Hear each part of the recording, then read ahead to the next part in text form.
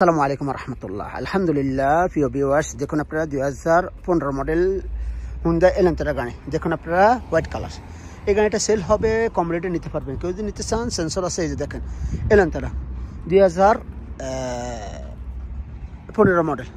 হ্যাঁ বাইরে আমার যারা গাড়ি কিনতে চান দেখেন আপনারা, এই দেখেন গাড়ি কন্ডিশন দেখেন আপনারা, অটোমেটিক। হ্যাঁ দেখুন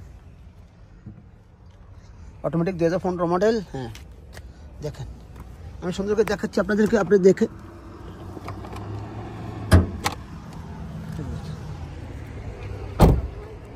দেখেন।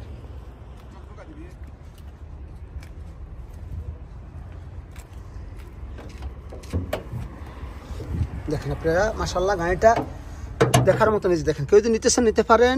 গাড়ি ভালো গাড়ি, মানসম্মত গাড়ি, ইনশাল্লাহ জিতবেন। সস্তার ভিতরে গাড়িটা, বেশি না, অনলি ফর 20,000 রিয়াল। 15 মডেল গাড়ি, 20,000 রিয়াল।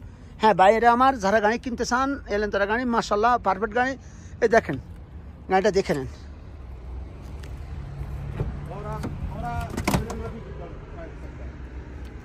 এই দেখেন এটা পড়ে গেছে, দেখেন এটা পড়ে গেছে গা, বাস ল্যাচ গানাই গা। এই দেখেন এটা লাগানো যাবে, দেখেন দেখতে পাচ্ছেন। হ্যাঁ দেখেন,